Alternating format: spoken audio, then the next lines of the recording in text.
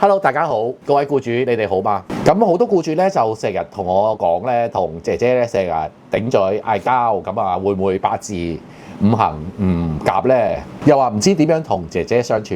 根據我處理咁多 case 嘅話咧，好多衝突咧都係源於文化差異同埋溝通上嘅誤會。如果你覺得同工人相處咧係貼錢買難受，咁你要注意我以下呢條片啦。今日咧我就會同大家分享5個同姐姐溝通嘅原則，再加4個常見嘅衝突位。等我話俾你聽點拆解，你再睇埋落去咧就會覺得管理姐姐其實係好輕鬆嘅喎。首先，尊重係基礎，你當佢係專業幫手而唔係舊社會嘅僕人。其實咧呢個係一個心態上嘅轉變。稱呼姐姐都有細節嘅喎，你稱呼佢或者叫佢嗰陣時咧就要稱呼佢嘅名啦，就唔好講話喂佢都有名嘅喎。就算咧萬一佢哋做錯事，都要顧及佢嘅尊嚴。任何人做錯嘢都會感覺到尷尬㗎。最大嘅錯誤咧，其實姐姐咧佢哋嘅 culture 方面咧就係唔可以當眾喺好多人面前咧責罵佢嘅喎。呢個係佢哋嘅文化。如果佢哋做錯嘢嘅話咧，最好咧就係私底下同佢講，因為咧佢哋係接受唔到喺好多人面前咧而俾人責罵，因為呢個佢哋會覺得好唔尊重嘅喎。同埋對住工人姐姐咧，大家都要記住要有禮貌喎。咁咧都要記得同佢講多謝啦，或者唔該嘅。尤其是佢做得好咧，其實佢都好中意僱主有個鼓勵，或者係講唔該或者多謝嘅。咁樣咧先至會令到姐姐咧個付出咧得到肯定，同埋會有信心㗎。OK， 第2個原則溝通咧就要清晰，唔好估估下，唔好用我哋香港人嘅 culture 同佢講得好抽象。例如唔好同佢講話幫我執靚間屋佢。姐姐嘅靚同你嘅靚嘅標準係唔同嘅喎，你應該將啲指令咧拆細佢，講明做邊樣家務做到咩程度，同埋要俾佢知道輕重先後，因為你俾一大堆佢嘅話咧，佢就唔知道邊啲係重要，邊啲係唔重要，邊啲要做先，邊啲唔使做先。譬如你要睇住小朋友先，或者小朋友入奶先，呢個係先同埋重要。譬如洗衫唔係重要，唔係先，小朋友先至係先同埋重要。你都要示範俾佢知道你嘅 standard 去到邊嘅。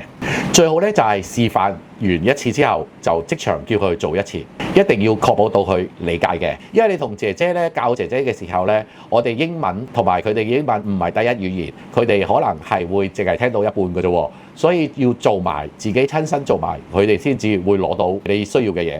如果有問題嘅話咧，就當日同佢講嘅喎，千祈就唔好谷埋好多嘢一次過同佢講，因為當你谷埋一次過同佢講嘅話咧，到佢接收嗰陣時咧就會大打折扣，同埋姐姐咧都會覺得你係無端端谷埋一次過向佢發脾氣嘅喎。最後啦，咁啊大家都可以用下App 上或者網上嗰啲翻譯工具嘅喎，譬如啦可能會唔記得開頭嘅話咧，咁啊譬如你可以喺電器度啊，或者喺啲日常用品度啦黐翻啲標籤，咁譬如有啲電器啦，或者係小朋友啲奶粉幾多格，或者要半熱水、半凍水、暖水等等嗰啲，你可以黐個 sticker 幫助佢開頭，或者係唔知道輕重嗰陣時咧就容易入手啦。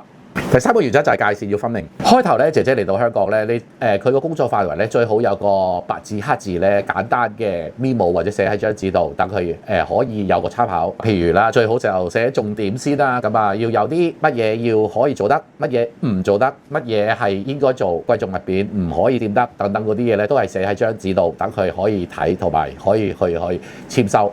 屋企有啲咩貴重財物，或者有啲私人地方，佢係唔可以掂得嘅。咁呢啲咧都要列出嚟喎。另外咧，佢嘅私人時間都要同佢協議嘅。假期幾點鐘出街，幾點鐘翻屋企，最好白紙黑字寫低。如果想知道佢嘅假期點樣安排咧，可以睇翻我哋上一集。咁仲有喎，最多僱主咧投訴或者係誤解啊，發生衝突咧，都係因為使用電話個時間。咁咧，你要同佢講清楚，工作時間內可唔可以用手機咧？咁咧，我哋咧就建議咧，湊小朋友啦，同埋做家務咧，就將個電話校做靜音，或者咧係直情唔好用電話。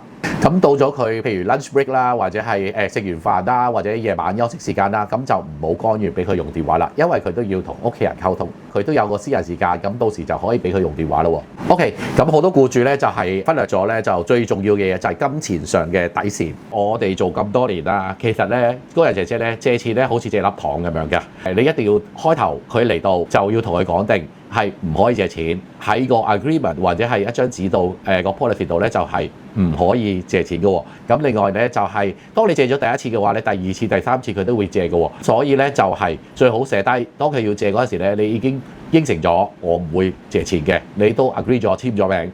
咁啊，僱主咧，因為我哋嘅文化咧，如果人哋問你借錢咧，唔借俾佢咧，就會覺得好似好內疚啊，唔幫人等等。其實咧，佢哋係習慣咗俾人 reject 嘅。佢哋係個文化咧，就係冇錢咧，佢第一時間就問人借嘅。咁啊，亦都係預咗你哋會 reject 嘅喎。所以咧，你哋可以放膽啲 reject 佢哋嘅。僱主唔借錢咧，其實係佢哋已經預咗㗎啦。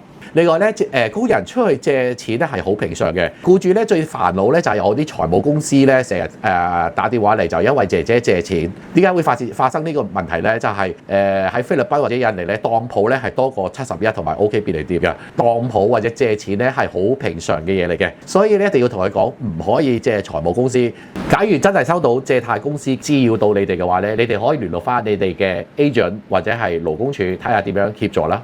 第4個原則咧就關心咧要真誠，咁你可以間唔中咧問候下佢屋企人嘅家鄉狀況嘅喎。姐姐隻身去到一個陌生嘅世界入邊都好孤獨嘅喎，咁你都可以關心下佢，問候下佢。咁你如果姐姐有小朋友嘅話，你都可以問候下佢屋企人或者係小朋友點樣㗎。姐姐生日啊或者係節日啊都可以送下啲小禮物，尤其是農曆新年啦，咁啊你都可以俾封利是仔佢嘅。例如佢家鄉嘅假期啦、聖誕節啦或者係開齋節嗰啲時候咧，就可以買翻啲家鄉嘅小食俾佢。呢啲小驚喜、小禮物雖然花費唔多，但係佢哋就會好開心㗎。假如咧你見到佢面色唔好或者係身體唔舒服，咁你就可以主動問下佢，使唔使睇下醫生啊？要俾適當嘅休息佢啦，唔好一開口就懷疑佢係詐病。將心比心啦，如果你對佢好咧，佢自然就會對翻你哋好噶啦。第5個原則，你哋嘅衝突咧就唔好情緒化。當你見到姐姐做錯嘢而好嬲嘅時候，停一停，深呼吸先。建議雙方都分開下，冷靜下15分鐘，先至開始同佢傾。因為通常咧，你帶住憤怒同佢傾嘅話咧，都係會越講越衰。同佢溝通嘅時候咧，開頭咧你可以少啲用指責性嘅説話，譬如你成日都做錯，你有冇用腦㗎？要用改善性嘅語氣，譬如話我覺得呢件事可以咁樣改善，我希望下次可以咁做。如果個姐姐咧同一個錯誤犯咗好多次嘅話，咁就唔好用一味靠鬧啦。最好咧就將做錯嘅嘢寫落一張紙度，然後講明正確嘅做法喺張紙度，雙方簽名確認。咁喺日後咧同 agency 反映啦，都有據可依。如果真係遇到嚴重嘅違法或者錯誤行為，例如偷嘢啦或者虐打小朋友，千祈唔好私下解決或者恐嚇佢喎。最好咧就即時聯絡 agent 或者報警或者聯絡勞工處處理。好啦，講完5大原則，咁啊唔知大家有冇中到以上嘅原則呢？咁啊同大家講下常見嘅衝突同埋頭痛位，唔知你有冇中啊？第一個衝突就係工人做錯咗家務，錯誤嘅做法咧就係直接鬧佢同埋話佢蠢。你應該咧就係親身示範同埋解決佢做錯嘢嘅根源，親身示範同埋睇住佢做，俾機會佢去修正改正。第二就係工人講大話點算呢？如果佢講大話，你當場揭穿佢，話佢係騙子啦、唔老實啦等等嗰啲嘢咧，而令到佢自己落唔到台嘅話咧，其實係唔好嘅喎對你。你應該冷靜咧，了解點解佢講大話背後嘅原因。其實咧好多時咧都係驚俾人鬧，所以咧就選擇講大話。你要俾佢知道咧，你知道成件事嘅真相，要工人姐姐話俾你聽點樣解。另外同姐姐訂立新嘅規矩，下次唔講大話。OK， 第3個衝突位咧就係姐姐要求你加人工。如果你直接黑佢面啊，覺得佢貪心啊，咁都係唔係咁好啦。其實你應該主動參考下香港現時嘅價錢。如果表現係非常好而幫得手嘅話，合理範圍內都可以考慮加少少當個係獎勵嘅喎。如果佢嘅工作表現咧唔合乎預期，或者佢嘅加薪要求唔合理嘅話，咁你就要平心靜氣同佢講翻個原因同埋你哋家庭嘅預算。最後個衝突咧，亦都係常常發生嘅，就係工人玩手機。咁有啲僱主咧就會沒收佢電話，收埋佢電話，呢個係非常之錯誤嘅。咁咧應該咧就重新翻佢嘅規矩，例如工作時間點樣處理佢嘅電話咧，但係咧就要承諾中午同埋休息時間要俾翻個電話佢使用。其實講到尾咧，你可以當工人姐姐，就算唔係屋企人都係一個同事，就唔係你屋企嘅下人。咁如果你同姐姐相處得好咧，咁姐姐自然會做得耐㗎啦。如果呢條片幫到你嘅話咧，麻煩你幫我 like 同埋訂閱我哋啦 ，share 俾你哋身邊有工人嘅朋友。有咩相處個問題就揾我 Sir Henry 或者 WhatsApp 我啦。我哋下集再見，拜拜。